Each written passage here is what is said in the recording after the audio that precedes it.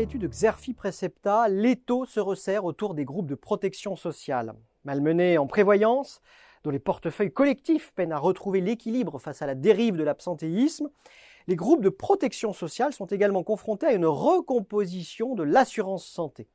Un marché qui a été bousculé par les possibilités de résiliation infra-annuelle, le 100% santé et l'envolée des coûts. Dans ce contexte, l'heure est à la rigueur de gestion, comme en témoigne le plan de redressement d'AG2R Prévoyance prévu d'ici 2025. Cette rigueur doit aussi permettre aux groupes paritaires de dégager des ressources financières suffisantes pour mener à bien leurs investissements.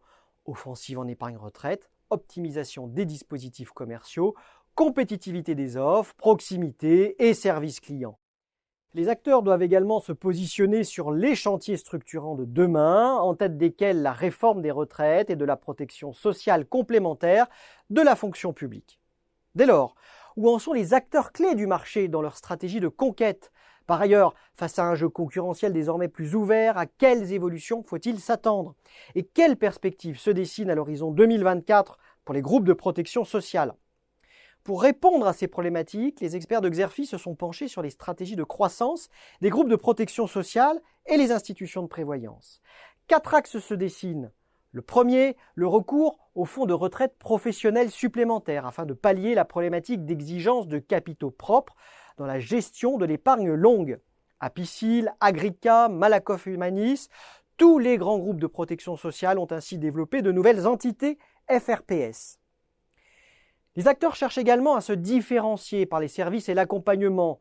Cela se traduit par de l'innovation dans le champ de la prévention, par du financement et de l'accompagnement à l'innovation, ou encore par l'adoption de logiques servicielles, à l'instar d'AG2R La Mondiale, Malakoff Humanis, Aesio Mutuel et IMA, qui développent leur offre au service de l'accompagnement des salariés aidants. L'accélération de la diversification constitue le troisième axe étudié dans cette étude. Ainsi, la diversification du portefeuille d'activités, les stratégies de multi-équipement et les offensives en épargne retraite constituent les leviers de cette stratégie. C'est le cas d'Apicil qui poursuit sa logique de diversification avec l'acquisition de Blue Linea, une entreprise spécialisée dans l'accompagnement à domicile des personnes, ou bien du partenariat Malakoff Humanis Sienne IM dans la retraite supplémentaire.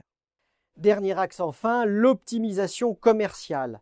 Cela se matérialise par une adaptation des principaux dispositifs commerciaux et relationnels et par une logique de digitalisation des parcours clients.